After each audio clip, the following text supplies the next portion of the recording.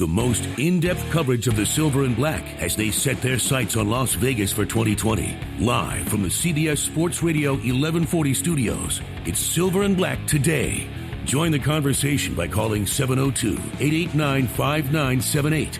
Now, here's Scott Gulbranson and Matt Gutierrez. All right, welcome back, everybody. Wake up, Las Vegas. It's FOO Day. Yes, it's Sunday, too. But today, the man, the legend, the man they call FOO, Raiders great Phil Villapiano, will be with us later in the show. And he won't pull any punches, all right? He's going to tell us what he thinks of Amari Cooper's interview this past week about his time and about leaving the Raiders. Interesting. He has some strong thoughts there, Scott. He does have some strong thoughts. As well as some other great takes, so make sure you stay with us throughout the show and listen as FOO lays down the law, ladies and gentlemen. We're coming to you live from the Dollar Loan Center, don'tbebroke.com studios. This is Silver and Black Today, Las Vegas' only dedicated Raiders talk show, getting you ready for today's game as the Raiders host the hated Kansas City Chiefs and their phenom young quarterback, Patrick Mahomes. But Matt Gutierrez, my co-host, welcome. It's been a rough week for the Chiefs. Kareem Hunt on the heels of a damning video released by TMZ, released by the team, my man. And if the Raiders, you don't want to see anything bad to happen to anybody, but if the Raiders picked a week to play the Chiefs, this would be it, would it not? Yeah, maybe. Pat Mahomes threw for 6 touchdowns last week, and I know that Kareem Hunt is a dynamic running back, but he's clearly not the focal point of this offense. They have weapons all over the place, and let's not forget the Raiders struggle mightily to cover tight ends, and the Chiefs have one of the better ones in the NFL in Travis Kelce, so I don't know that this is going to slow down their offense too much, especially against a team as poor as the Raiders are on defense. That is very true. It should be interesting, but we're going to talk about that and cover that later with a multitude of guests, including Michael Troiano, our in-house legal expert. He'll tell us about those issues, and, of course, Nate Taylor. Each week we meet you here to talk about Raiders football. Get it out. To take your questions and to debate the state of the Oakland, soon-to-be Las Vegas Raiders. We want you to call in. What do you think of Kareem Hunt? What do you think of what's going on with that situation? We'll also take your calls after we talk to Phil Villapiano, so you want to do that. 702-889-5978. Tell us what you think. We're brilliant. If you think we're hacks, whatever it is, call in what you have to say, and we'll give you a clothesline like Phil would have done. Reminder, we're streaming today's show worldwide on the radio.com app, of course. Also, we stream the show live via video to our YouTube channel. We tweeted that out so you can check it out. So go subscribe and watch up. Also, live stream listener and viewer chat is very rambunctious usual mornings here. You can catch us on Facebook Live, Periscope via the Twitter handle for CBS Sports Radio, as well as other spots. And, of course, on Twitch, if you're a gamer, we're there as well. Check out our website, silverandblacktoday.com. We cover the Raiders like no one else in Las Vegas. Make sure to head over there, bookmark that puppy. In addition to the show and the website, our top podcast of 2018, according to the Nevada Press Association. We've had a couple weeks off, but we'll be back on this week, so look forward to that and subscribe. Now let's get on today's shows and guests. I suggest that you do not tune out, Matt. I'm sure you told everybody at home you got to make sure you tune in today, right? Always. There's a big one today, though. Yes, there's a big one today. So and if you're watching on the video, you can see over my left shoulder, we have a special little decoration in the studio, so check that out as well.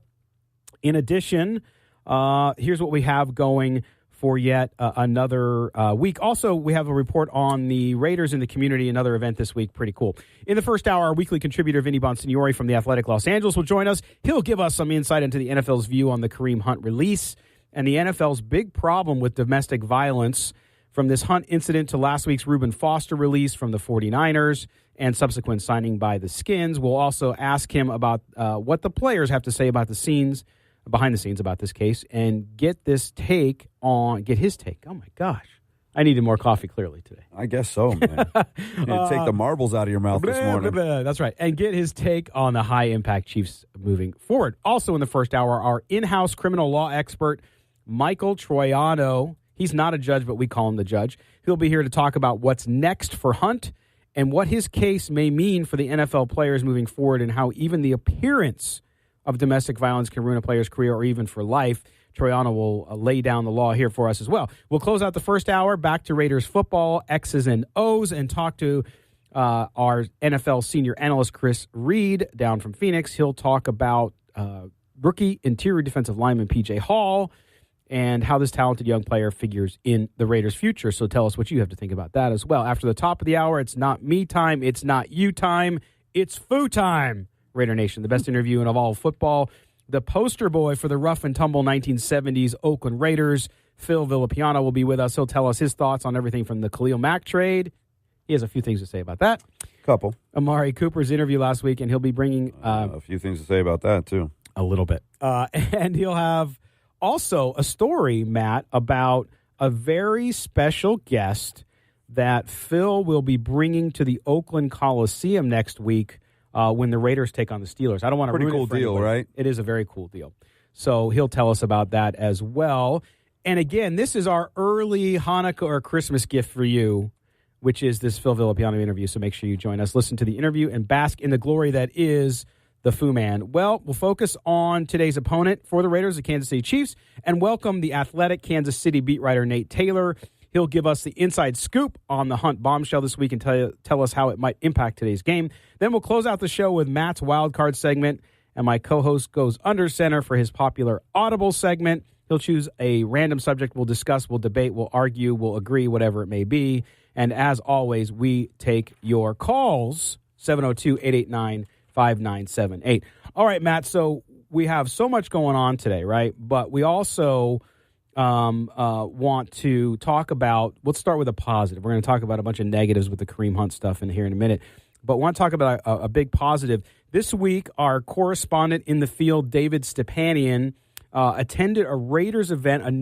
There's like one or two a week now, man. Always in the community, man. It's phenomenal. I'm honestly, take note, Vegas. This is what they're going to do, and this is just the beginning. They're not even here yet, and they're always here. Yeah, and I'm blown away because I've been to many of them, but there's so many that I can no longer keep up. Thank goodness we have somebody like David. So here's David Stepanian with a look at what the Raiders had going in the community here in Las Vegas this week. 'Tis the season of giving, and with Christmas just around the corner, the Raiders are in the spirit of giving. Earlier this week, the Raiders held surprise blitzes to 3 Las Vegas nonprofits and donated $15,000 to each of the foundations. To the After School All-Stars for the great work that you're doing in the community. We know it's very important to have that base for our youth, to have an after-school program. It's really important, and we're excited about this opportunity to present this check to you.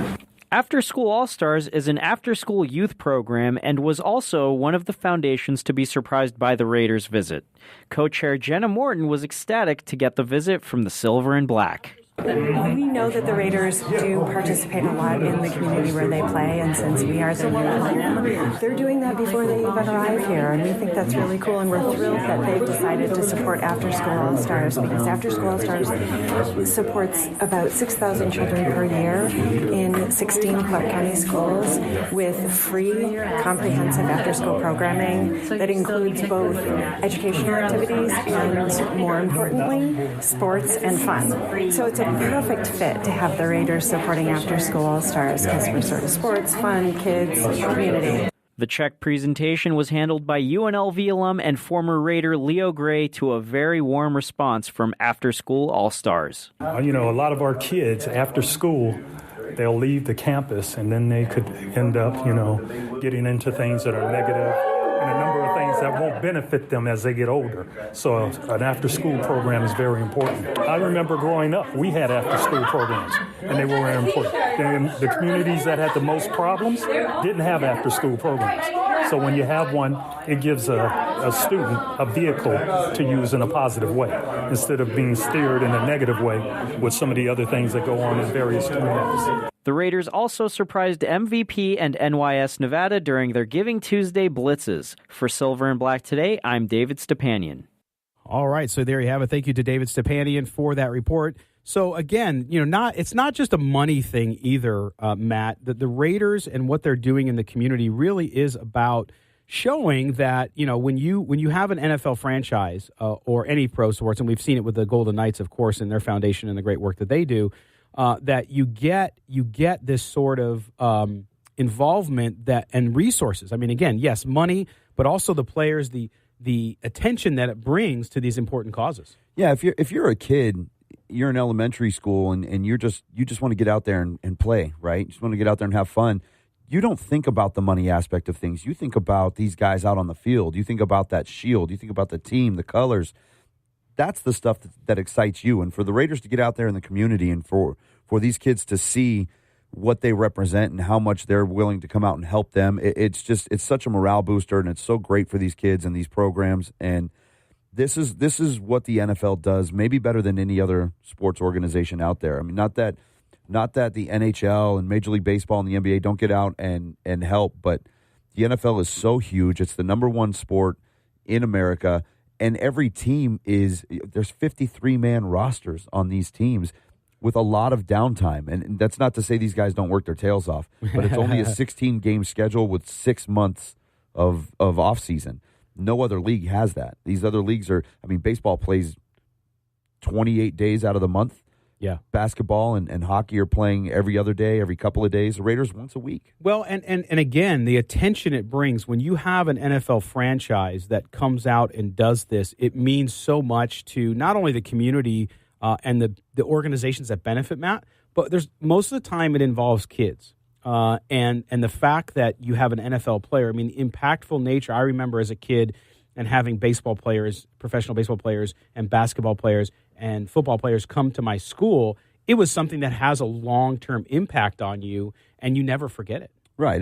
If they just sent a check and said, hey, this is for new equipment and this is to help your facilities out and whatever else you need, here's a blank check, fill in what you want, and that's not impactful as far as a kid is concerned. That doesn't help build your brand. That doesn't help get you into the community on a positive note. That's right. But to go there and for these kids to see players and Raider alum and things like that, and to see all of these people representing that specific team, that gets them excited. Yeah, no, it's good. And we're going to just see more and more of it. And let me add, too, that the Raiders have had a history of this. This is not something new just because they're coming to Las Vegas and they want to sell tickets. They have a very storied history of giving back in the Oakland and the Bay Area community. And in fact, when you watch the conversations amongst Oakland fans, one of the things that, besides the team leaving and not being there anymore, one of the things they're really concerned about is the Raiders leaving that legacy of giving back in the Bay Area, which from every indication we have, they're going to be still doing that there too, which is phenomenal. That's their home base, right? Even once they get here and they become the Las Vegas Raiders, their roots are going to be in Oakland. They will always be in Oakland. You can say that the ties in L.A. have somewhat gone away. As far as fans are concerned, they're still there. The fans of L.A. still love the Raiders maybe more than any other team. Maybe not the Rams right now because the Rams are good, but that's a whole different front runner fan base there. But their roots are in Oakland. They'll always be in Oakland. It's not like they're going to come to Vegas and forget what they were and where they came from and everything great that they did in the Coliseum and for the community. This is just a new beginning for the Raiders and a chance to have a state-of-the-art facility and ingratiate a new fan base into what they represent. No, absolutely. And so we're proud of that too, that this team is taking a vested interest in the community already, and that's why the excitement building for them to get here will go quick. It's still 2 years away. Well, a year and a half, 18 months, whatever it is now. It's close, man. It's getting closer. But it's going to happen fast, and we're excited about it. So we'll see how that all runs down. But we are going to get to football talk now.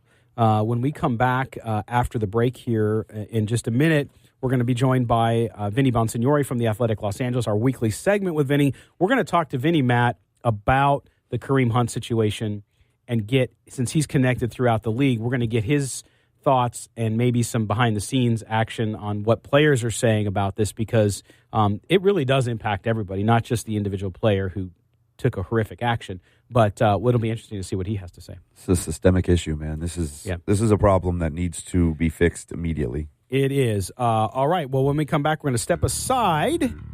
Vinny Bonsignore from the Athletic Los Angeles will join us, and we'll talk to him about Kareem Hunt and everything else that goes along with it, as well as how it might impact the Chiefs long term. You're listening to the Silver and Black today here on CBS Sports Radio in Las Vegas.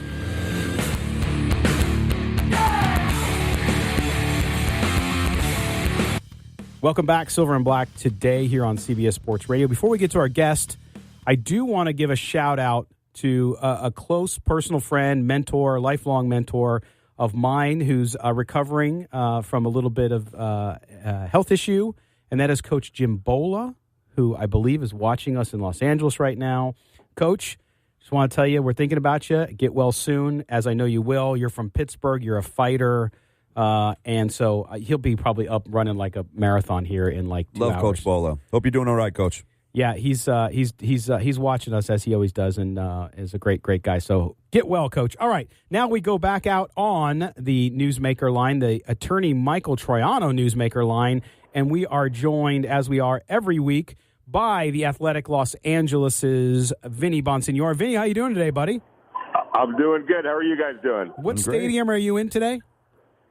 I'm in Detroit. Lions-Rams coming up in a short while. The Rams can clinch their second straight NFC West Division championship, and thanks to the Cowboys on Monday night, if they win out, the road to the Super Bowl will go through Los Angeles, California. So, wow. Exciting times for the Rams. Now, I want to see you tweet out some pictures of you on 8 Mile. Is that going to happen? Maybe later tonight. It's an early game, so. Oh no! Don't go at night, man. Don't go at night. Be careful. Exactly. Come on, Vinny hangs out in L.A., man. I know. He knows about rough streets. He'll be all right. I gotta give Detroit a lot of credit, though. They're definitely in the middle of a redevelopment here. Oh yeah, and you can absolutely see it. So good for them. It's still a great city. It's a gritty city. We all know that.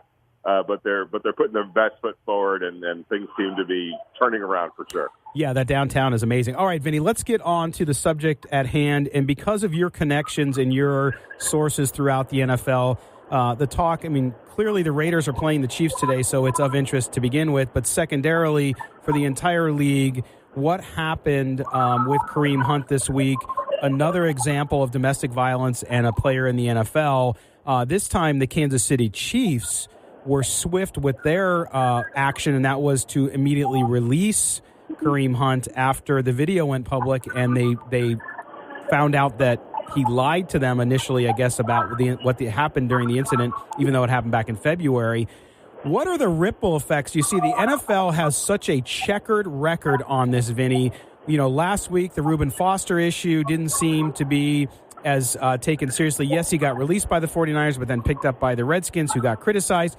What exactly are league sources telling you about what's going to happen next, and why was Kareem Hunt sort of, I think, the biggest example? Was it finally that they had to do something, or what do you think is going to go down come recent developments? Well, it really is one of those situations where we kind of have to wait to see who knew what and when, type of a thing. And I'm going to lean on that because if this tape truly is new evidence, as the Chiefs say, if they didn't know that it existed or couldn't get their hands on it, and the same for the NFL, the league, then I'm not quite sure what the league is supposed to do. That you investigate, you talk to the police, you rely on the police. That's their job. I know you have, as a league, you have your own security force and private detectives that look into things. But if you're not able, from what I understood, if you're not able to get a tape, or if it's not being made available to you, short of trying to circumvent legalities and break laws to get that tape, I'm not sure where the NFL can go from there. And so you have to rely on the information at hand. But it's a bad look, and it looks like maybe they didn't push hard enough to try to get to the true bottom of it, and that's the Chiefs and the NFL. But we still have to wait and see where it all goes. Bottom line, Kareem Hunt did something that's horrible, and by all accounts, he lied about it. Whether it was strictly to the police or the NFL or the Chiefs, he misled them, and it's all on him. But there's no doubt, as you said, there's going to be repercussions even for the league, because on the surface of it, it looks like they didn't quite push far enough to get to the real bottom of it.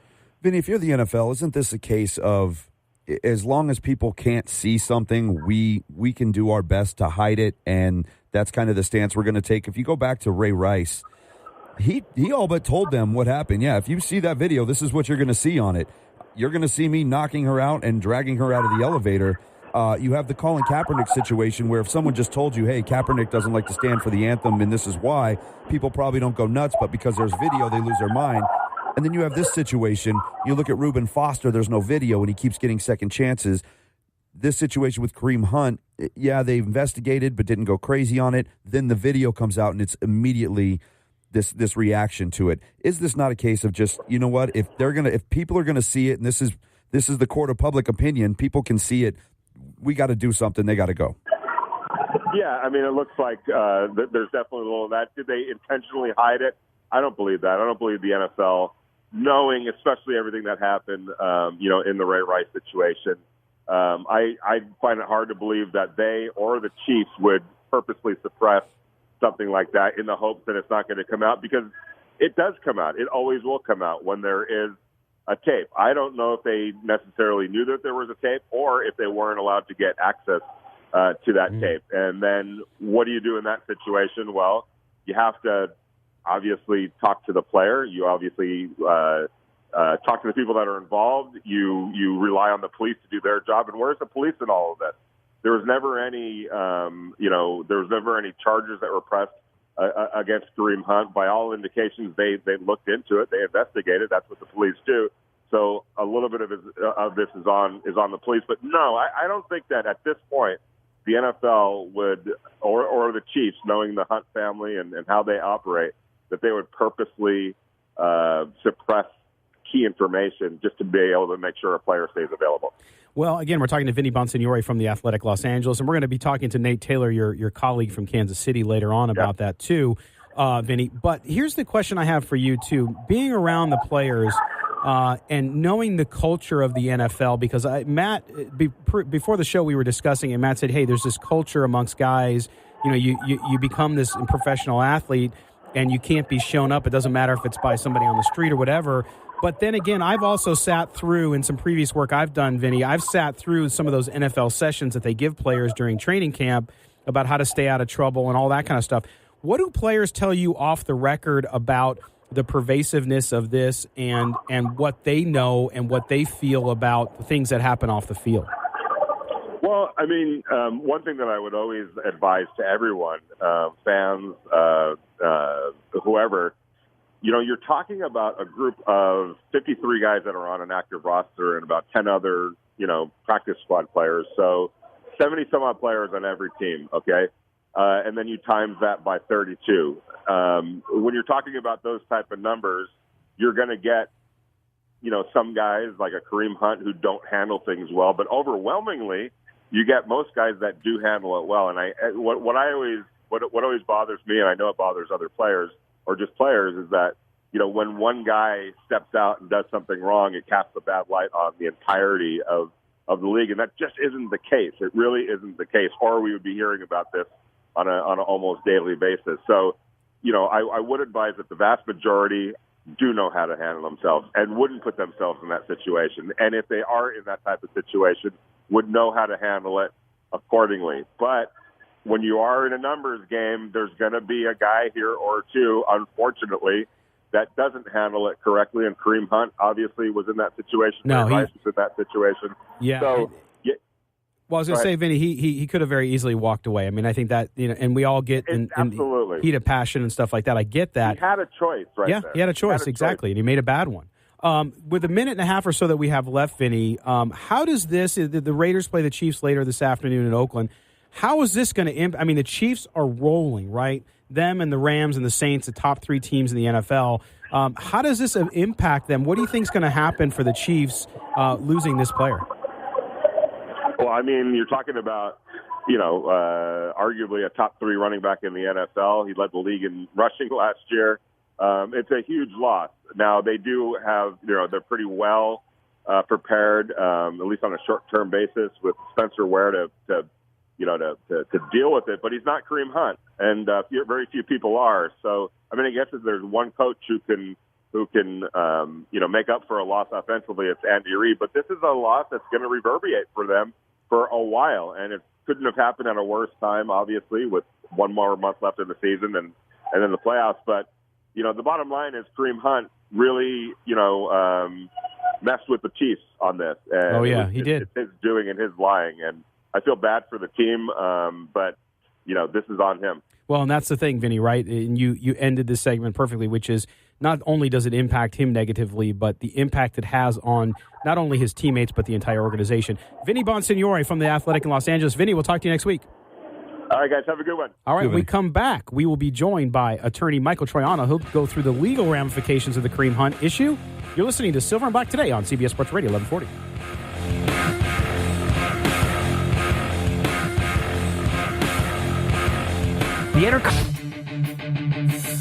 CBS Sports Radio. This portion of Silver and Black Today is powered by the law office of Michael Troiano. This is Mark Bedane, president of the Raiders. You're listening to Silver and Black Today. All right, Mr. Bedane, thank you for bringing us back. We are back, and we are going to continue our discussion on the Chiefs situation with Kareem Hunt, and of course his release this week after a video surfaced of him assaulting several people, at least appearing to assault. He was never charged. And as always, we bring in and welcome back into the studio our in-house Silver and Black Today legal expert, Michael Troiano. Michael, how you doing today? I'm doing great. How are you guys doing? Good. It's nice to bring you in and actually have a legitimate legal topic to go over. Usually we're just talking football and hockey with you. Yeah, the league's picking up a little action law-wise. And it's funny, too, because we had talked about several times during the season that, from the NFL perspective, there's always stuff going on. And, we don't wish anybody to get in trouble. But at the same time, the NFL always has something going on. But Michael, with this Kareem Hunt situation, okay, so you have this player. The video comes out from TMZ. We now know the league, the team, knew about this incident since February. They've been investigating it. The NFL has its own, let's face it, a private kind of police force investigative unit where they do all this stuff. At the same time, the Cleveland Police Department did not charge Kareem Hunt with any crime at all. But the video comes out. He apparently lied to the team.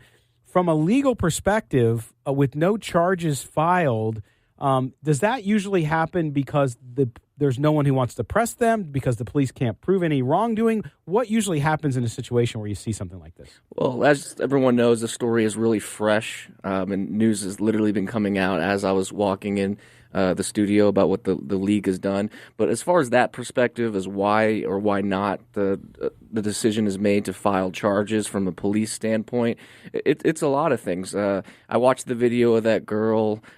She was emotional, upset. I watched the video of his buddies claiming she was really, really intoxicated. I don't know about you guys. She didn't seem overly intoxicated to me. No. I even lean towards she seems sober and just emotional.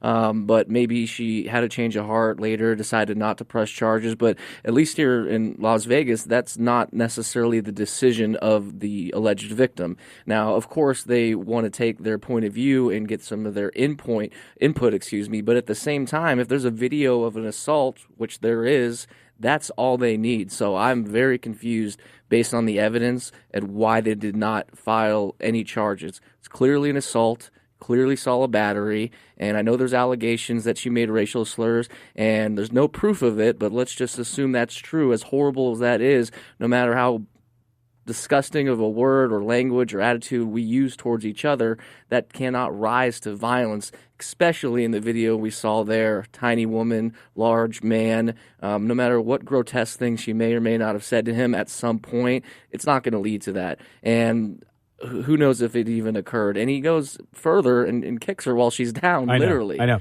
It's not as crazy as the Ray Rice video with the brutal force that you've seen, right.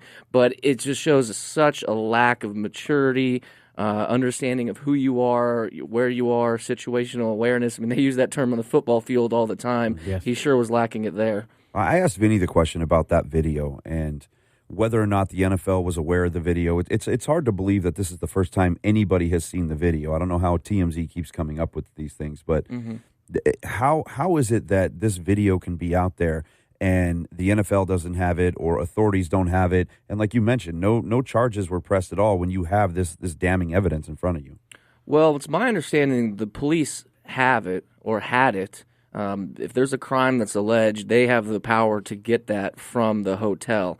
As far as the private parties are concerned, which the NFL would be considered a private party, legally, unless they have some sort of standing, they're not able to get that. So, for example, if Kareem Hunt was in fact charged, then his attorneys could get that, and then the NFL could go to his legal team and say, hey, produce the video. But since charges were never filed, there was not that ability, at least from the NFL standpoint and even from Hunt's standpoint, to get that film. So I believe legally they didn't have the ability to get it since there wasn't a criminal charges filed or a civil lawsuit filed that they had any standing in.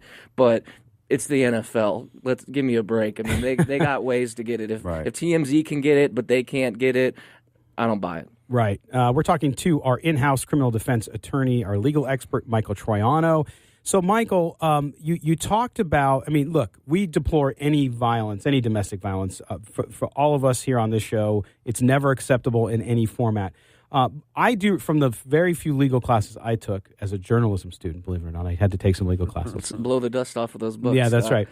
But the whole premise, you talked about maybe a racial slur. Again, never an excuse for violence.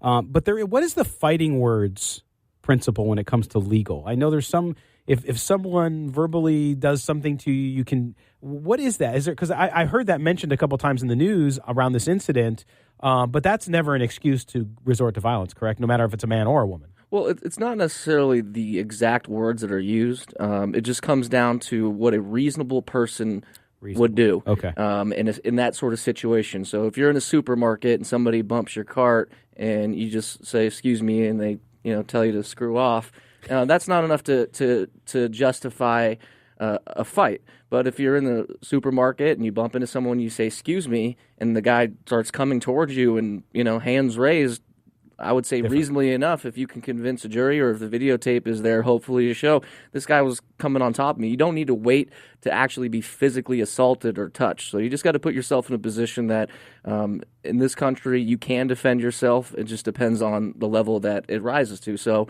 in this sort of situation, a woman punches him, which happened after she pushed him. It should have ended there, and he continued way beyond that, in my opinion. I don't see any legal justification that he had to attack her. Right. So isolate that particular situation then. Mm-hmm. Where does Kareem Hunt go from here?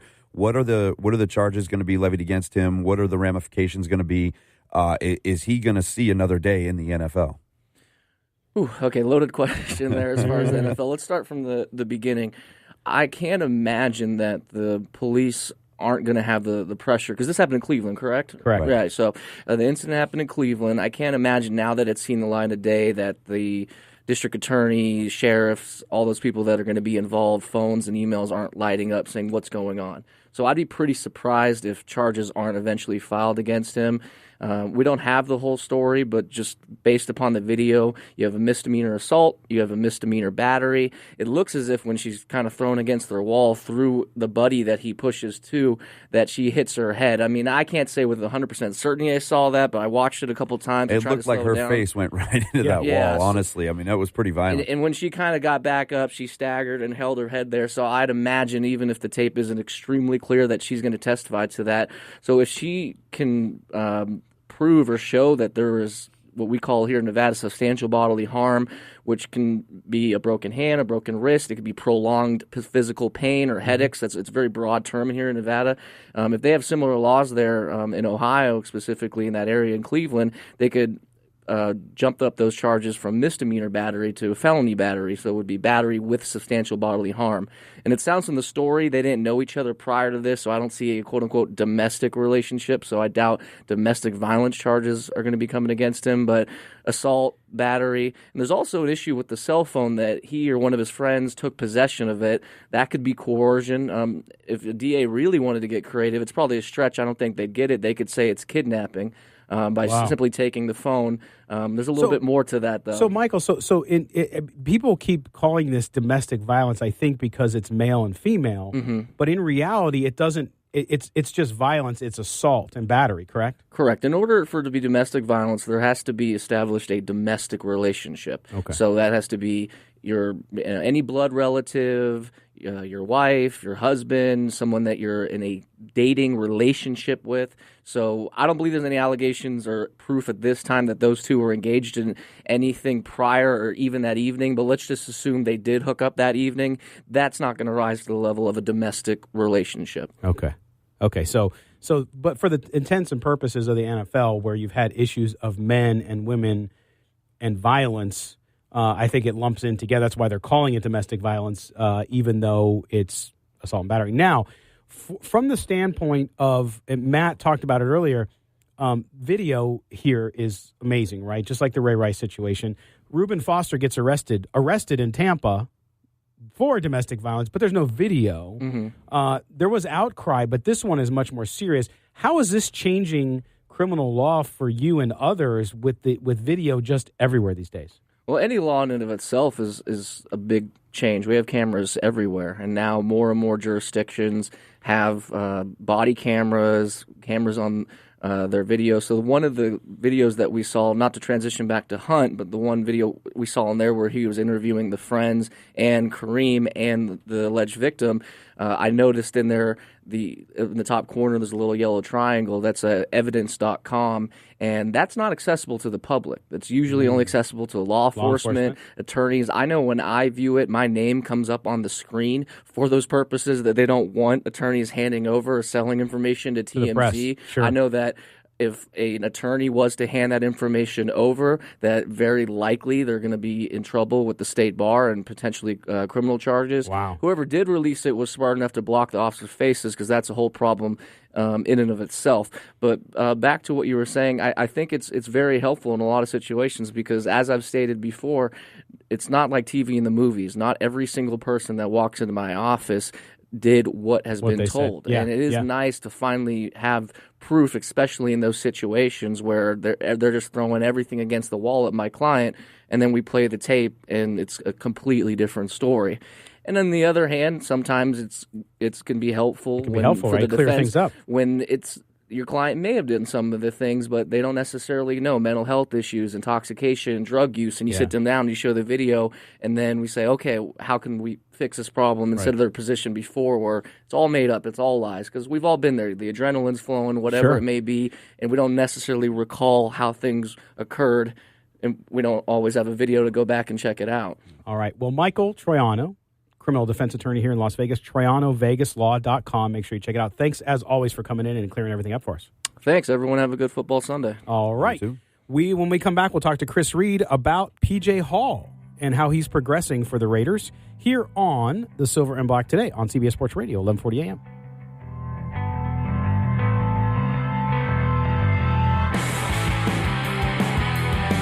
The Law Office. This is Silver and Black Today, live on CBS Sports Radio 1140.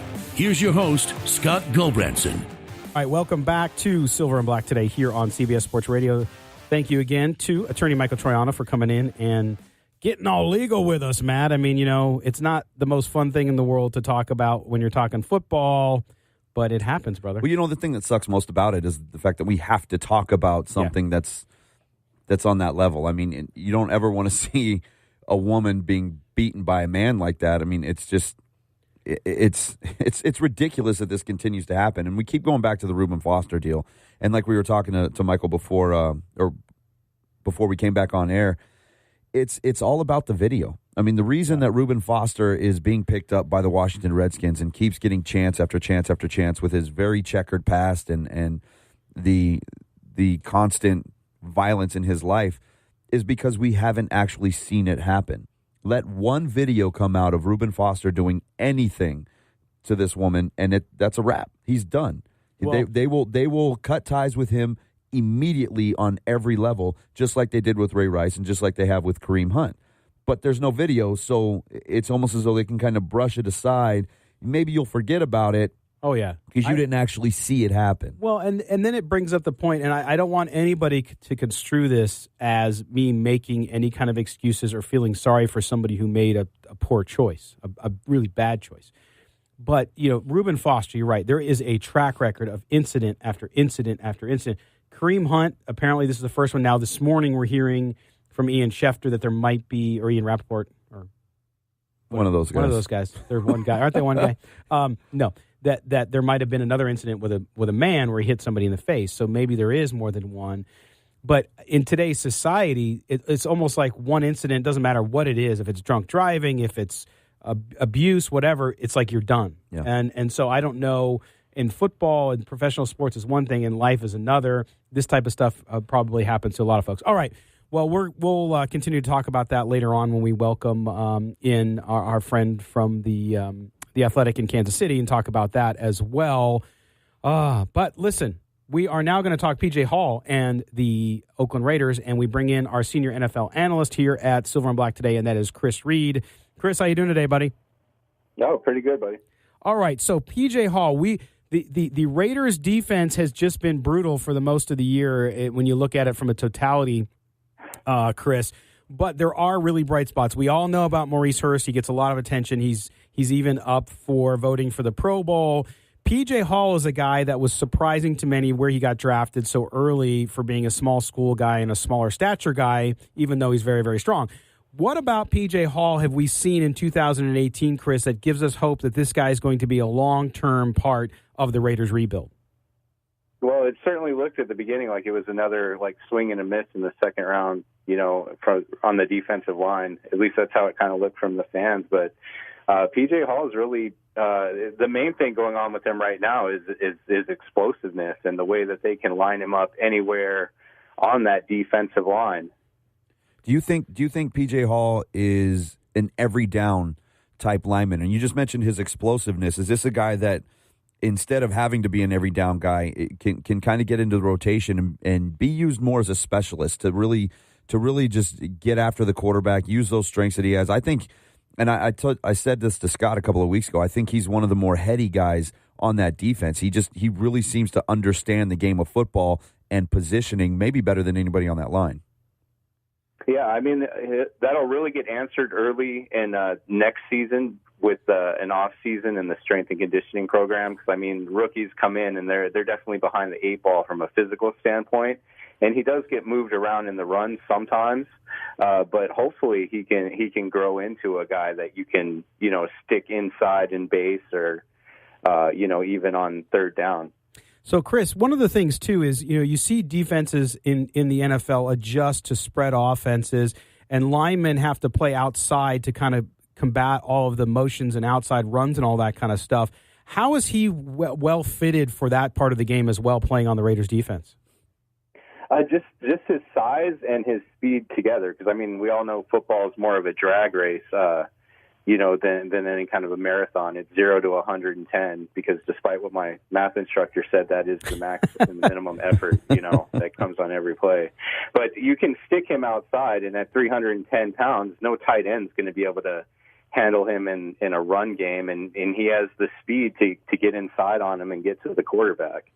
This defensive line has been, I think, I don't want to say a bright spot because the defense overall hasn't been great. I mean, I don't know that there's a whole lot of light anywhere there, but the defensive line has not been disappointing, I guess would be the best way to say this.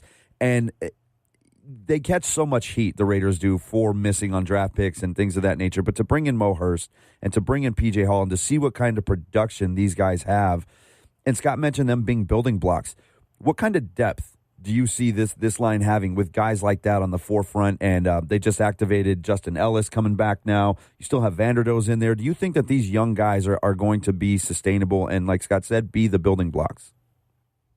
Well, they're going to have certainly a chance to prove it, but you figure T and Hurst and Hall certainly look like guys that at the very least are going to be solid going forward. And like you said, you got Vanderdoes who will have a shot next year, and they're certainly going to add some talent to that line. There's guys like Clinton McDonald that, are kind of going behind the scenes, and he's playing very well, too. All right. Chris Reed, senior NFL analyst with Silver and Black today. Chris, man, thanks very much. Yeah, thanks, guys. All right. When we come back after the sports update, we are going to have some food time, Matt. Yes, sir. It's going to be fun, so make sure you don't go anywhere. Also, later in the show, we're going to be talking more about the Kansas City Chiefs. Nate Taylor from the Athletic Kansas City will join us as well. So make sure you stay tuned. Make sure you tune in if you're listening on the air and you need to run, get on the radio.com app. You can also watch us on Facebook and YouTube and see our special studio decorations. When we come back, Phil Villapiano joins us here on Silver and Black Today on CBS Sports Radio, 1140 a.m.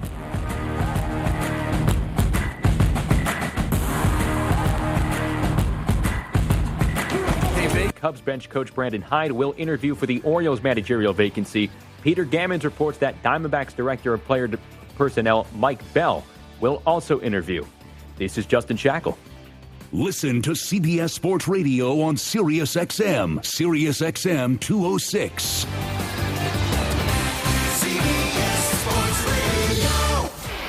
Get a shot of adrenaline, sports adrenaline, Saturday morning from 8 to 10 on CBS Sports Radio, 1140 a.m. The most in-depth coverage of the Silver and Black as they set their sights on Las Vegas for 2020. Live from the CBS Sports Radio 1140 studios, it's Silver and Black Today. Join the conversation by calling 702-889-5978. Now, here's Scott Gulbranson and Matt Gutierrez. Welcome back to the Silver and Black Today here on CBS Sports Radio, and it is FOO time again, Matt. I love when it's FOO time. Oh, there's no better time, and we go out on the attorney Michael Troiano newsmaker line, and we bring in one Phil Villapiano, of course, known as FOO. Phil is one of our favorite guests. Well, he is the favorite guest. He's going to be the unofficial mayor of Las Vegas when the Raiders get here. How you doing today, Phil? I'm doing wonderful, and I'm definitely looking forward to coming to Vegas and running for mayor. I will do that. Yeah, it's not. It's going to be. I want to run against my good friend David Hum, who died.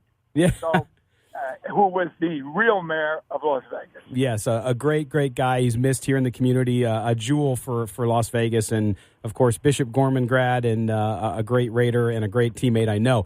All right, Phil, well, let's jump in. It is Chiefs week, man, and I know the last time we had you on, you gave us the prayer, our Father who art in heaven, we hate the Kansas City Chiefs. Now, let's talk about the rivalry because the Chiefs actually lead the rivalry, but in the 1970s, when you played and when you got to the Raiders in 71 as part of that draft class with Jack Tatum, you learned really quick about the Chiefs rivalry. Tell me about it as a Raider.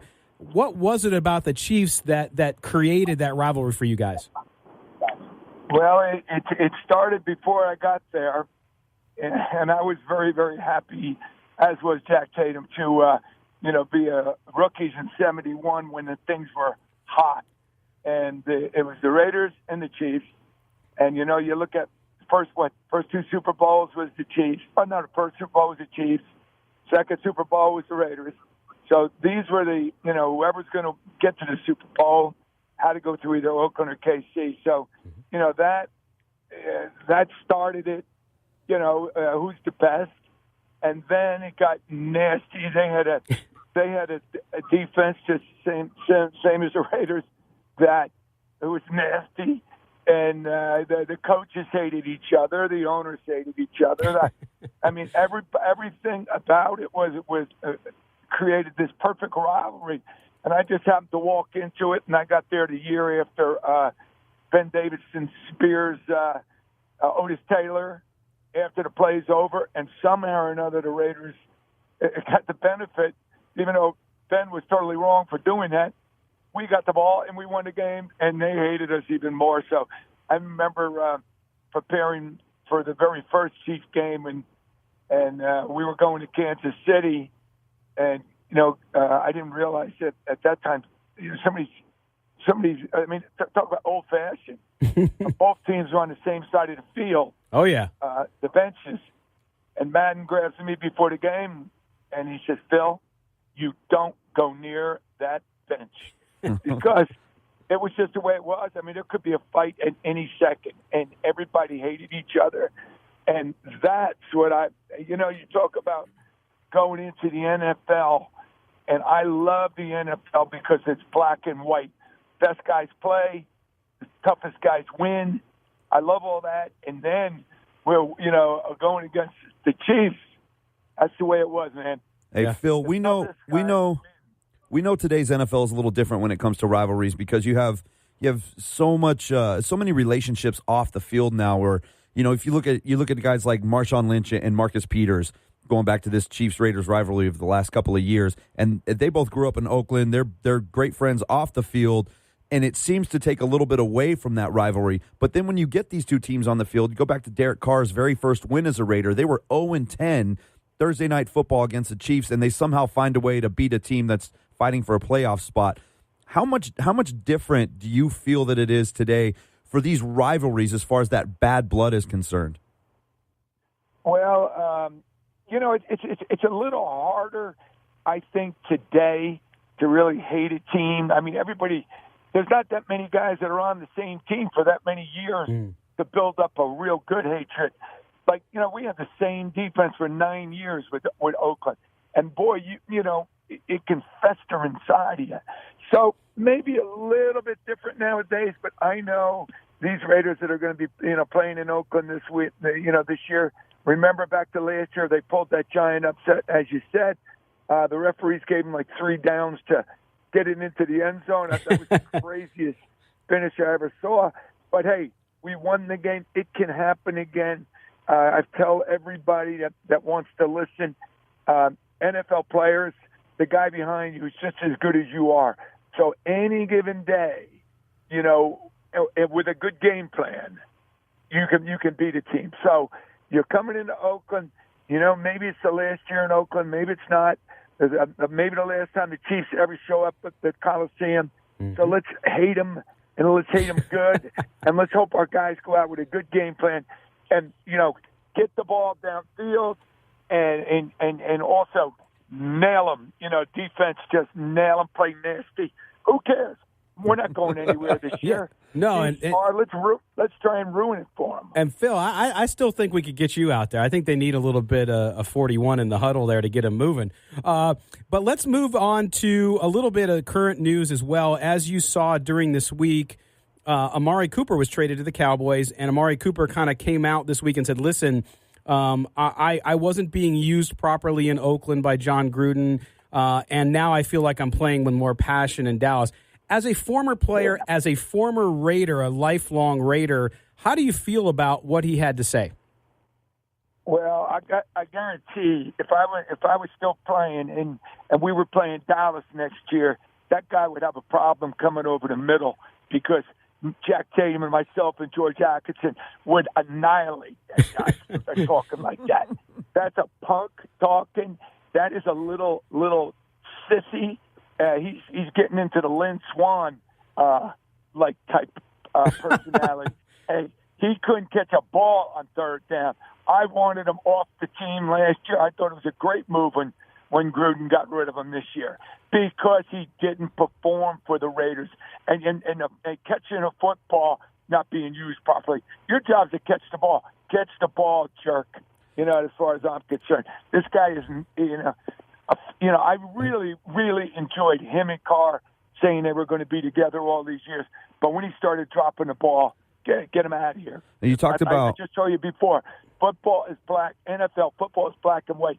You don't do your job, you're out of here. And that's why Gruden traded him, I think. Now, I got a problem with the Khalil Mack trade because that guy was doing his job. Yeah. So, I'm not afraid to say that. That was a bad one. Except, we need the guy to show up. If he's not going to show up, then we'll take a number 1 pick. So 2 number 1 picks. So, Phil, stay with the John Gruden theme here. As a former Raider and watching this from the outside in, what kind of job do you think John Gruden's doing? Because, you have the Cooper thing, which you're on board with. You have the Mack thing, which you don't like. Where do you think he's at as far as his progression as the head coach of this team now? And is he making good decisions? Well, I think there's a master plan. I don't know what it is, and it surprised me a little bit that we're not. You got to find ways to win, and I think John is I don't know if he's given up on this season, way too early or something. Because I remember when Jerry Glanville, and I don't know if you guys will remember this, but he coached me up in Buffalo. Buffalo, yep. And Jerry Glanville was a personality. really cool guy. If anybody got to meet him, and he came and went very quickly in the NFL. But he went to Atlanta as the head coach. And I remember, and he's a big Elvis Presley fan. He left 2 seats for Elvis Presley right on the 50-yard line every game, week, and nobody could touch those seats. You guys remember that? I do remember that, absolutely. Okay, so that's the type of personality he was. But if you watched his defense, they stunk. But they're all, like I said, they're all just as good as the starters. So what they did was they just took chances that nobody would ever take. Did you watch last night Dallas beating up Drew Brees? They threw the kitchen sink. They said, hey, we let this guy throw the ball. We're losing this game. Yep. They didn't let him throw the ball, and they didn't give a shit when he did throw the ball. And the guys were dropping it because they were surprised. Sure. The ball was coming. But anyway, Dallas came out with a great game plan last night, and that's where I get back to your question. That's what our coaches got to do. I'm not seeing great game plans. I'm not seeing anything different. I'm not seeing them. Your linemen can do all kinds of crazy stuff. Do it. Throw safety, man. Throw corners. Throw linebacker. Just mix it up. And if you do that this week, what's his name? The quarterback, Mahomes, yeah. Over here. He's a young kid. Oh, yeah. He's a young kid. He's playing against the Oakland Raiders, Yeah, they got to show up. Yeah, well, they got to show up. And he's a tough kid. And we have, we know how busy you are, Phil, and we got about 30 seconds left. We know, too, now next week against Pittsburgh, you're going to the game with a special guest. Tell everybody about that real quick. All right, well, on my special guest is Franco Harris. And ever since Mack and reception, we've been hating him.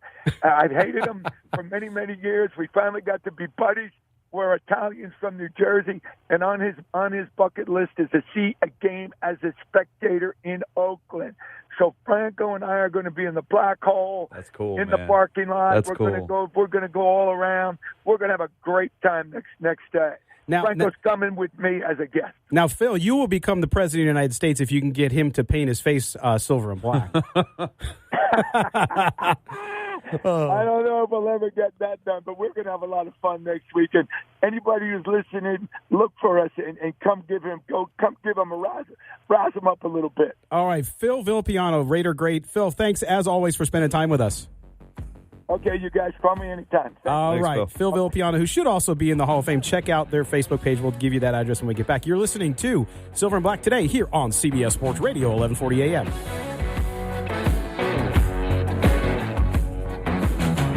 The law. This portion of Silver and Black today is powered by the law office of Michael Troiano. Help us talk the Silver and Black. Call us at 702-889-5978. Here's Matt Gutierrez and your host, Scott Gulbranson, on CBS Sports Radio, 1140 a.m. Welcome back, Silver and Black today on CBS Sports Radio. Phil Villapiano, ladies and gentlemen. Some just classic moments, Matt, during that interview with Phil. He's not much of a fan of Amari Cooper, is he? No. But I love, I know with the rule changes and the safety issues and all that stuff, but it's so, to me, I grew up in the 70s and 80s, right? So football was football then, the way I look at it. And so when Phil talks about, hey, just like in baseball, and I know you don't like it, but if somebody shows you up, you're going to throw a ball at them. I wouldn't say throw at their head, but nonetheless. And his point was, hey, if we were playing against Amari Cooper right now, after what he said, the next time we play him, Jack Tatum and I would pay him a special visit. Yeah, and you know what? With good reason, because, on the outside, it looks like Cooper just wasn't happy being a Raider, right? I don't know if that started from draft day. Did he ever want to be a Raider to begin with, or was it just the fact that he wasn't being targeted enough? We talked about it yesterday. Amari Cooper getting one target in a game is a little ridiculous when you talk about a guy of that skill level. The talk about him not being able to get open, the constant. It was almost as though Cooper said, "Look, this is not my fault. It's not my fault that I'm not getting the football. Right? Everybody's piling on me, saying I can't get open. I don't like what I'm hearing. it's not my fault, so I'm glad that I'm somewhere else because now I can showcase what I do well.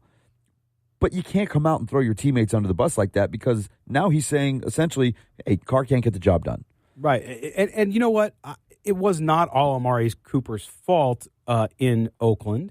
At the same time, I know that one of the common criticisms from at least fans, now media, they're not open with their criticisms always, so you don't know, and a lot of them seem to actually defend him.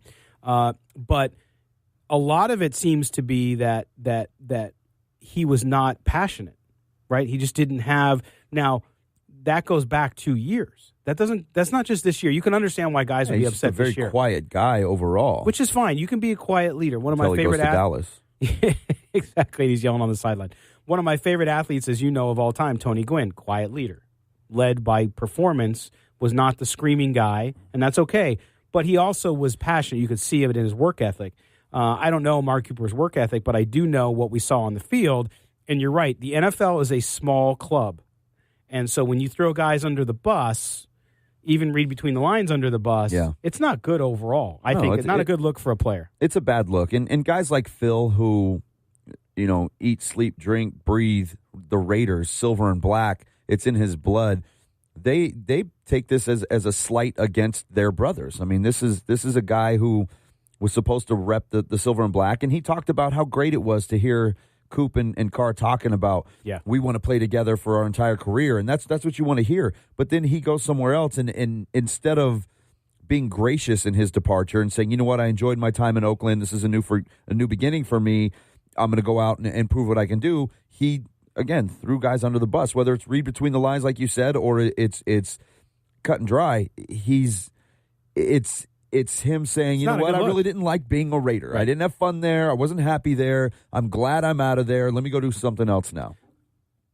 Conversely, look what happened with Michael Crabtree last week. Michael Crabtree catches a touchdown against the team that basically said goodbye, let him go. And I was surprised by his reaction, but I was pleasantly surprised because Michael Crabtree, Amari Cooper could have learned from Michael Crabtree.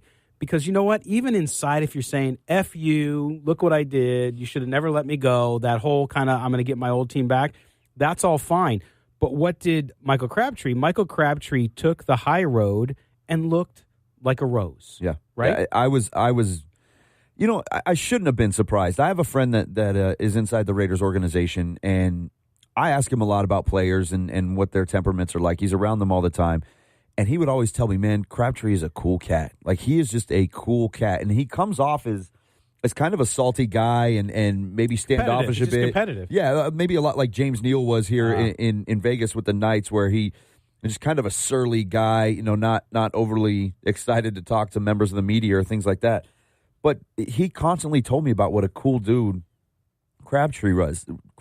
So I shouldn't be surprised by his comments after the game and talking about his time with Raider. He said he loved Raider Nation and how great it was. Yeah. Shouldn't have been surprised, but I was. I was, because that's how Crabtree comes off. But, Coop should have taken a page from Crab there and said, you know what, let me just talk about how much I enjoyed my time in the silver and black, and then I'm gonna move on to Dallas. And I mean, that's two storied franchises he gets to play for. He should be happy about that fact so early in his career. Or even Randy Moss. I mean, as much as he's hated in Raider Nation by most fans, he even took the high road, right? Thanked Raider Nation and almost kind of apologized in some sort of way. Yeah.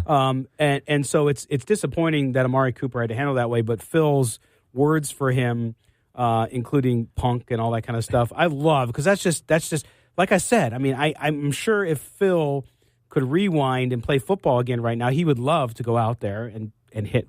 I'm pretty confident he would light Cooper up, man. It would. Could you? It would be fun. Not to get off track here, but when you think about guys like Villapiano and Tatum and Atkinson, Hendricks, the guys that they had on the defense, could you imagine seeing a defense like that now? I mean, oh my gosh. We talk about how great the Ravens defense has been historically over the last 20 years, and Tampa had some great defenses, but those guys they were murderers out there. I mean, without actually killing anybody, they destroyed that had to be so much fun to watch. I mean, I can only watch videos. I wasn't around until the very late 70s, But to be able to watch that team live, to go to games and see those guys play live had to be something else. And the thing is, too, the part of the story at the end there where Phil, I mean, I think I wish I could be there. And I know his daughter Andrea and his two sons, Michael and Phil, are going to be with them up in Oakland for the Pittsburgh game next week, taking Franco. I mean, now cool. Imagine. I keep saying it. Cool. For those of you listening up in Oakland, because I know we have a lot of listeners there on the radio.com app, or if you're listening on demand, listen, Franco Harris is going to be walking through the tailgate area of the Oakland Coliseum. Let him hear it. You got to give it to Franco. Don't be nice. See, that's Don't be nice. That's Let him hear it. That's the thing with Raider fans is they'll give it to him, and they'll have fun with it, and they'll have fun with him, and they'll respect him because of who he is, and he'll love them for it because that's how Raider fans are, man. They bring you into the family. And I think the over/under on Raider fans with footballs in the parking lot mimicking the ball touching the ground is going to be like 5,000. Oh, easily. Think about how many pictures Franco was going to take. On that Sunday. He's just going to walk around taking pictures with guys. You didn't catch the ball. You didn't touch the ground. Oh, and it's going to be Franco down in that pose and every Raider fan standing around him getting pictures taken. Well, and the funny thing about that, too, is every time we get ready to interview Phil, and again, thank you to his daughter Andrea, too, who helps us out with contacting him and getting in touch with him as well. Every time we interview Phil, I go back and there's one documentary. It's a 30 for 30 on the Immaculate Reception. Mm-hmm. Because Phil in that interview, and then they actually have live every December 23rd when Franco Harris calls Phil and says, hey, what were you doing X number of years ago? They actually had that on film.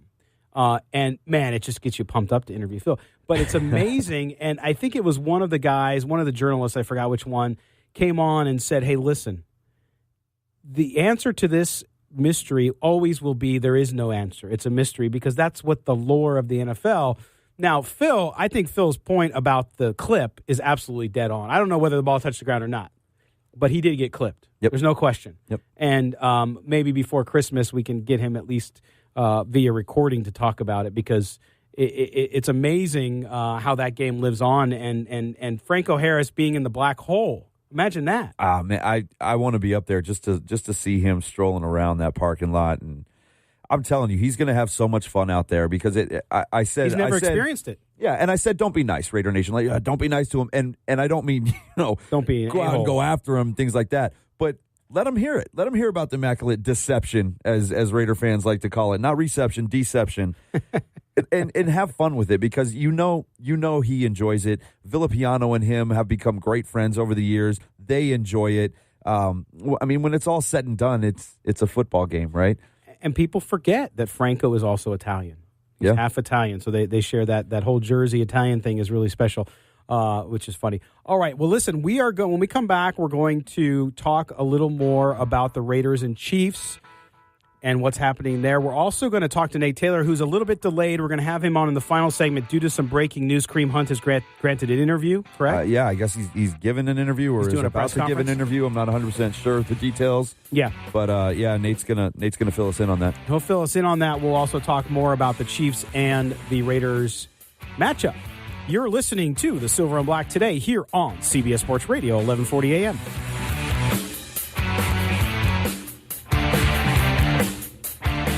Shows, 2 nights, Holiday Havoc. Night 1, Wednesday, December 5th at Park MGM, featuring 30 Seconds to Mars. Plus Bishop Briggs, Robert DeLong, Grandson, and Vegas' own Crystal Method. Night 2, December 6th at Pearl Inside the Palms, featuring 311. Plus Young the Giant, Iration, Dramers, and Barnes Courtney. 2 shows, 2 nights, Holiday Havoc. Tickets on sale now at Ticketmaster.com. Hey, this is the Doc. Today I have Rug Doctor's Head of Innovation, Rich Newhouse. What's new, Rich? The new Pro Deep Cleaner. It's our best Rug Doctor ever. Lighter, more versatile, and tons of power. This is not your father's Rug Doctor.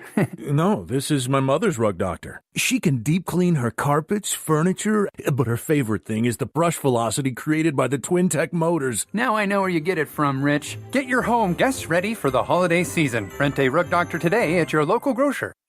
If it's happening for kids of all ages, it's happening on eBay. Introducing Toytopia, the ultimate destination to find the hottest gifts. Get rare, retro, and right now toys. From drone racers to vintage Barbies to the rarest Magic the Gathering card in the world. Over 1 million toys ship fast and free. So head to ebay.com/Toytopia before the perfect gift disappears. Toytopia is happening now, and it's only happening on eBay. Today, we're talking to Glenn Lerner from Glenn Lerner Injury Attorneys. Glenn, your commercials say that a person should contact you before calling the insurance company. Why should they call you first? Insurance companies only want to protect their own interests and get you to settle for a small check. When you contact us first, you can feel confident your best interests are being looked after, and we'll fight to get you a big check. Glenn Lerner is the way to go. Call 877-1500. Today, we're talking to Glenn Lerner from Glenn Lerner Injury Attorneys. Glenn, I saw in one of your commercials that injured people who have an attorney get more than 3 times the amount of money than people who don't have an attorney. Is that true? Yes. The Insurance Research Council did the study, and it proves insurance companies are not looking out for your best interests. At Glenn Lerner Injury Attorneys, we fight to get you every dollar you deserve. Glenn Lerner is the way to go. Call 877-1500. Las Vegas's greatest holiday tradition has returned. Toy Drive, presented by the Venetian and Sands Cares. We're live and on site morning, noon, and night to receive donations that help your neighbors right here in Las Vegas. Look for us in the parking lot at NV Energy on West Sahara, just west of Jones, in search of one more toy, one more bike, and one more gift card November 29th through December 10th. Your donation goes a long way to benefit families right here in the Vegas Valley this holiday season. We're calling on you, local friends, families, and businesses in all corners of Southern Nevada to help make this another banner year. Toy Drive is made possible thanks to our sponsors, Centennial Toyota, Nevada State Bank, Knock the Injury Law, and our partners at Coca-Cola, the District at Green Valley Ranch, Zero Res, 1 Hour Heating and Air Conditioning, Port of Subs, Terrible Herbs, Tropical Smoothie Cafe, and Walgreens. November 29th through December 10th, Toy Drive is back. We'll see you at NV Energy. The skills you can develop as a soldier in the Army National Guard can give you an edge in the high-tech job market of tomorrow. The Guard offers career training to take advantage of your skills in science, technology, engineering, and math that can help give you a leg up to a high-paying and rewarding STEM profession. Get a head start on your career while earning money to pay for college. Log on to NationalGuard.com to learn about all of the STEM career opportunities in the Army National Guard. Sponsored by the Nevada Army National Guard. Aired by the Nevada Broadcasters Association and this station. CBS Sports Radio. Callers and guests on the Newsmaker line are brought to you by the law office of Michael A. Troiano. Hey, this is Rodney Hudson. You're listening to Silver and Black today.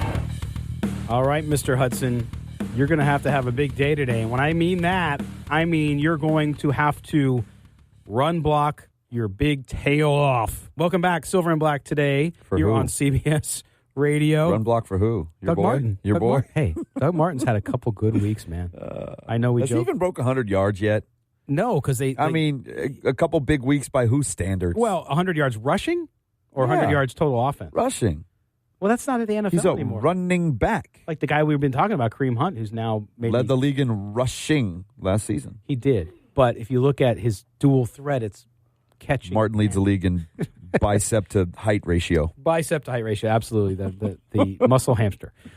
We are talking Raider football as we do every Sunday.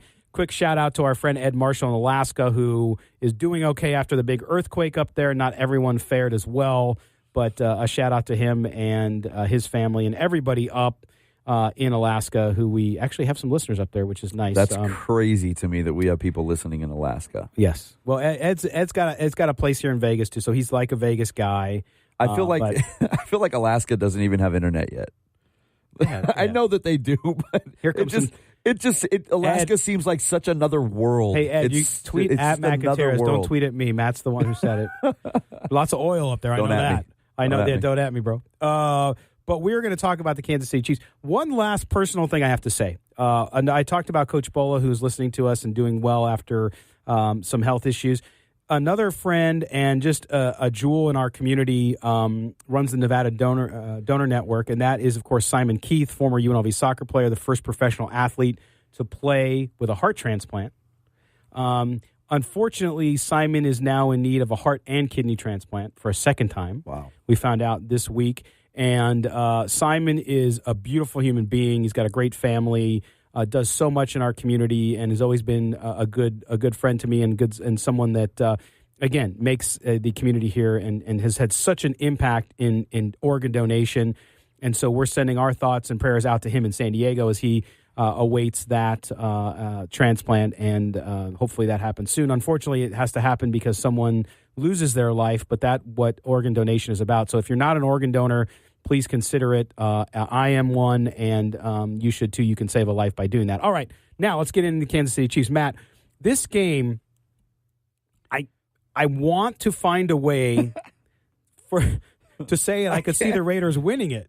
But the Kareem Hunt's the only thing I can find. Kareem Hunt's the distraction. That's the only thing I can find to make me think they have a chance. The Raiders give up about 30 points a game. That's all? Just under 30 points a game. Aren't they last in the league, by the way? Or first in the league? Yeah. You want to say I think they're third from the bottom as far as points per game given up. Kansas City scores almost 37 points a game. The Raiders only score 17 a game. There's no way the Raiders can keep up with the Chiefs' offense. I don't care if Kareem Hunt is out there or not. There's no way that they can keep up. Now, that doesn't mean the Raiders can't have a good day, and maybe their offense clicks on all cylinders, and we see some kind of offensive firepower, and they're able to go up and down the field, and they hang 40 on the Chiefs. But the Chiefs' offense is going to hang 55 on the Raiders. I mean, you saw what they did to the Rams. I think the only way the Raiders have a good day is if Cube comes and sings the song.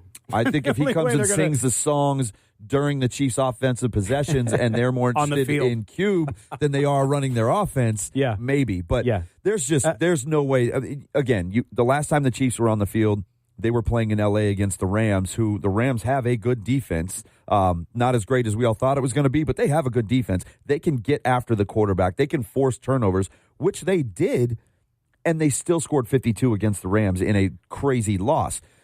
How in the world does this Raiders team slow down an offense like that with the defensive personnel that they have right now? And I have been all season, I have been a defender of Derek Carr's. I've said that I think he can do it. And Doug Martin's, but the different categories. But nonetheless, what I have not seen is I've been keep waiting for that big game from Carr. I know you can argue he doesn't have tools, he doesn't have player, blah, blah, blah, blah. I have not seen it, right? I have not seen him coming out of kind of that funk, and why whatever is you want to call it is. Good question. I don't know. I do, because he throws from me to you and nobody else. He refuses to stretch the field. No, you said that all season. And that's why you're not getting... You've said that all season. Yeah, and that's why you're not getting these big numbers. His completion percentage is great, but it's because everything stays underneath. He stays safe. He's become a very safe game-managing quarterback. The Derek Carr we saw in 2016 took chances. He still played it safe when he needed to, but he took chances. He went down the field. He threw it to Crabtree in the end zone on these jump ball situations.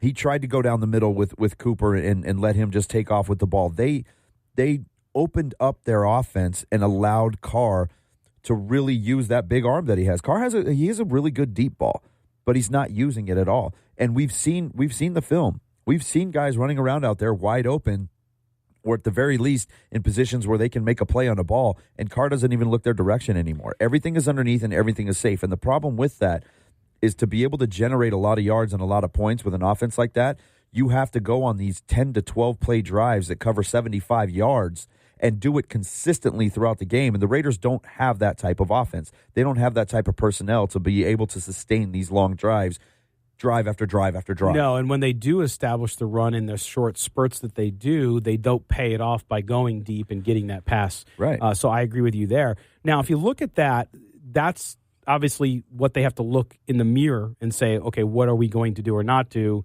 against this Chiefs team? Now, you take Kareem Hunt and his 824 yards, 7 touchdowns running, 7 touchdowns receiving, and you replace it with Spencer Ware. Spencer Ware, remember, was the starter before Hunt was there. Actually, Hunt was there. He was his understudy. Ware hurts his knee in the preseason, losing his job to Hunt, who then becomes this big breakout star. So I think for the Raiders, that defensive unit up front, the P.J. Hall we just talked about, and Maurice Hurst and Arden Key. Those guys are going to have to play well up front today, Matt, because they have to slow down.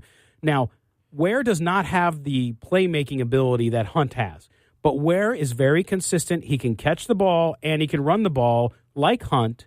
And so that defensive front, forget the defensive backs, they're going to look, Mahomes is going to light them up. There's just no doubt about it. Okay, Nick Nelson's playing better, and I'm glad he's starting now. But the reality is, to me, if they're going to have any chance, they're going to have to slow down the Chiefs up front to give themselves a chance. Yeah, where is, you said he's not the same back. He's just not as explosive. He doesn't have that same no big play dynamic that you get with Kareem Hunt. That doesn't mean he's not a good running back. He is a good running back. You may see a little more of him in the running game than you do in the passing game, unlike Kareem Hunt, where I think you get a really nice balance of the two. But that doesn't mean he can't get out there and make plays. And forget about the running back.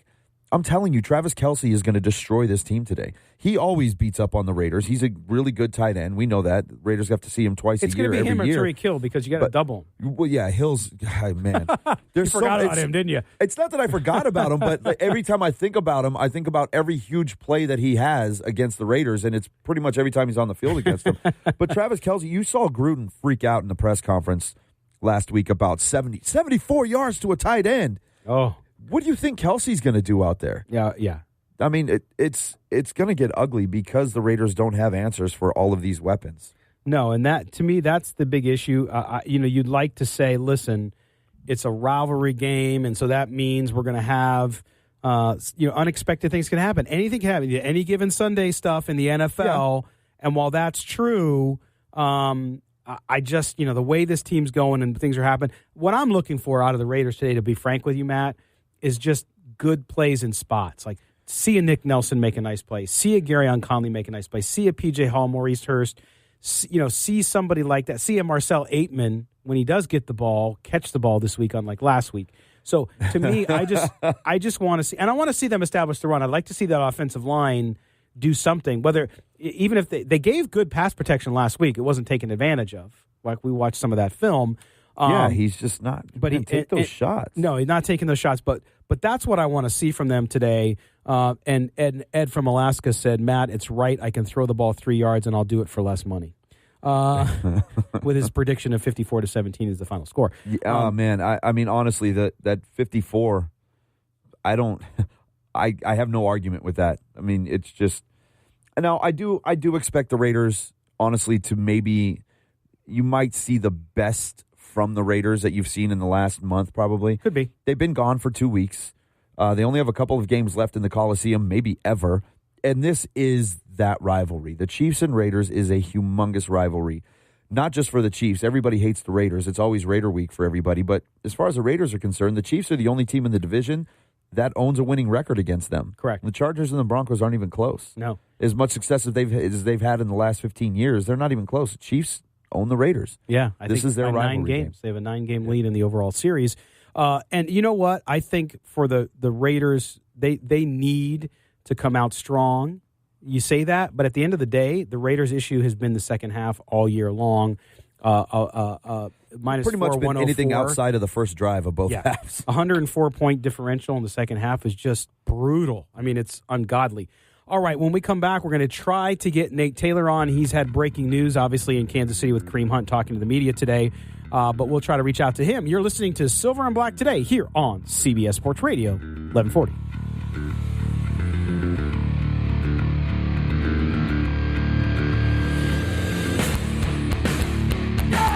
The intercom. The only way to take Silver and Black today with you is with the radio.com app. Download it today and search CBS Sports Radio 1140 in Las Vegas and listen to us anytime, anywhere. That's right. Search us, radio.com app. If you don't have the radio.com app, you are missing out. And I want to make sure you go get it because not only can you listen to us, I mean, Matt thinks it's weird when I say this, but you can have Matt and I in your pocket. Still sounds awkward, man. It's sort of like some politicians who have some people in their pockets, but instead you just have a radio show, which is not as offensive. But you are back here on, I know, I'm reaching. You are here on the Silver and Black today. I am Scott Branson. He is Matt Gutierrez. We host this show where we talk about Raider football Some great feedback on the Phil Villapiano interview. Patty Walter, Phil let me try on his Super Bowl ring when I worked at Hertz years ago. It's so fun to put those rings on. Oh, man. When we had Cliff Branch in here, remember? Yeah. He had one on, you had one on, I had one on. It was awesome. But, Patty, thanks for your comment there and for watching on Facebook. My mom worked at National Rent-A-Car back in the 60s and met some guy came up to her. He said, hey, he looked like a hippie, and he had a record. He's like, here's my first record. It was on Apple Records, which was the old Beatles record label.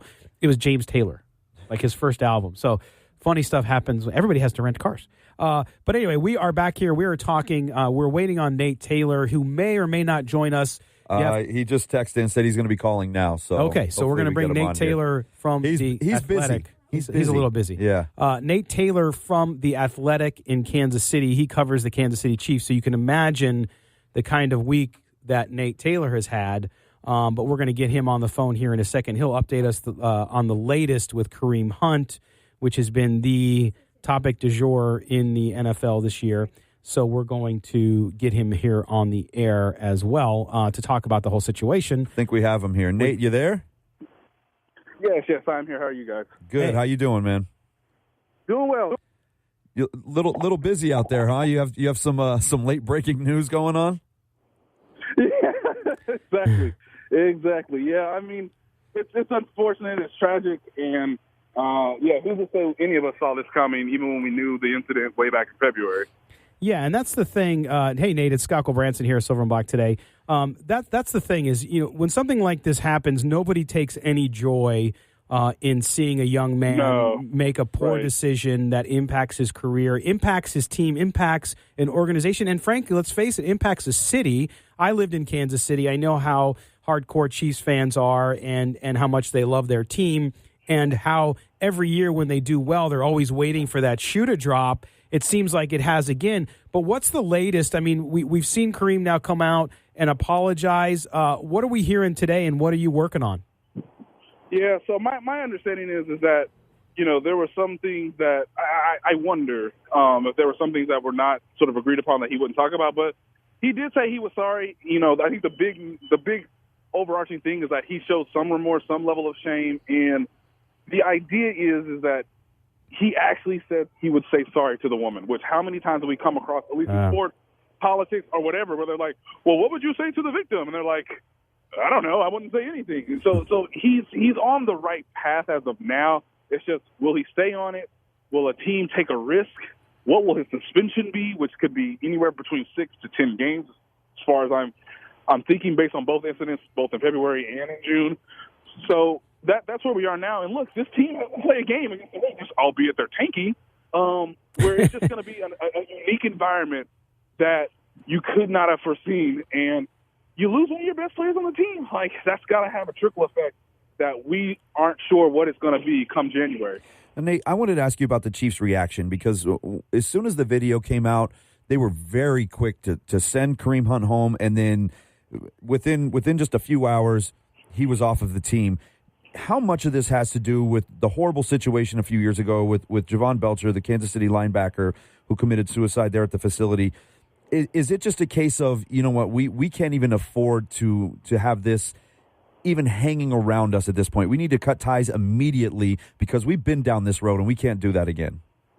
Yeah, and thankfully no one's died yet. But, the thing is that they know Kareem better than any of us, right? Right. Mm-hmm. They know he lied. And they know that because of their history and how unfortunate it is, you're right. There are no options to this. And he's going to be suspended. And the video looks worse than any of us could have envisioned at the time. But they also don't want him to be Ray Rice. And that's what I wrote, yesterday in The Athletic, the idea that, they want to see him get help because they saw, even as they tried to help Javon Belcher, how tricky of a situation that can be and obviously how tragic one can be if not handled properly or if things go awry.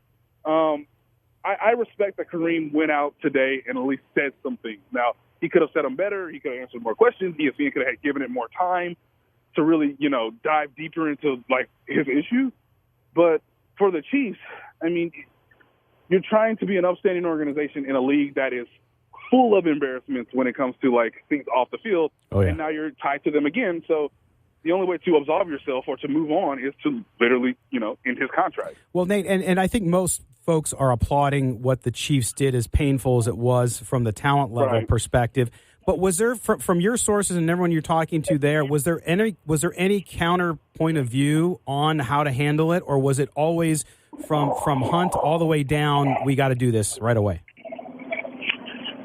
What I was told by multiple people is had Kareem Hunt told the truth, say he wakes up February 10th, hours after the incident, and says, hey, something may have happened. I may have been drinking. I don't totally know everything, but I think I did something unfortunate, or my friends tell me I did something unfortunate because they were trying to stop me. Mm-hmm. Had he done that, the Chiefs would have done anything in their waking power with the league's understanding to try to keep him on the team. Maybe that means he would have served a suspension earlier this season, and they would have all moved on, and he would still be playing today against the Raiders. But because he lied, and because he continued to lie, the Chiefs basically felt they had no other options. And I think, based on what people have told me, that is alcohol sort of the culprit or the trigger or a part of the equation in his two incidents, both in February with a woman and in June in punching a man at a Cleveland resort. These are situations where they're complicated. The Chiefs tried to help as best they could, but they trusted a kid who lied to them, and that makes them look incredibly embarrassing. But that's sort of how all of this shook out. And Nate, real quick, we only have about 30 seconds left, unfortunately, but what do you think? Is Kareem Hunt going to be a Kansas City Chief in the future? No. You think he's done? Yeah, unfortunately, yes. And the question now is, will a team see what he said today, look at his talent, and he's immensely talented, and give him a chance? Will they do for him what they couldn't do for Ray Rice? Right. Yeah, good point. Nate, listen, we wanted to talk to you about the game, but we didn't have time today because we know how hard you're working. You had breaking news, but want to thank you for taking time. Enjoy the game up in Oakland, and we'll catch up with you at the end of the year. Yes, sounds good. Thank you so much, guys. And, hey, football. That's right. That's right. Let's get to football. All right. That has been Nate Taylor from The Athletic in Kansas City. Thanks for joining us on that way. Matt, that's the end of the show, man. We're done. Yeah, man. It flew. And by the way, I appreciate even fans who criticize. We have fans like, why are you talking about Kareem Hunt? It's the Raiders. Who cares? Well, they're playing it's a big Chiefs deal, today, man. Yeah, and it's a big deal in the NFL. But hey, Ulysses, we still love you, man. It's all good. You don't like it. I get it. It's cool. Anyway, we are going to talk to you next week for our engineer, Sonia Schlobaum, and for Matt Gutierrez, my host. I'm Skelko Branson. You have been listening to the Silver and Black today here on CBS Sports Radio. Tune into the PG today at 4 p.m. for your Raiders postgame. Thanks again. We'll talk to you next time.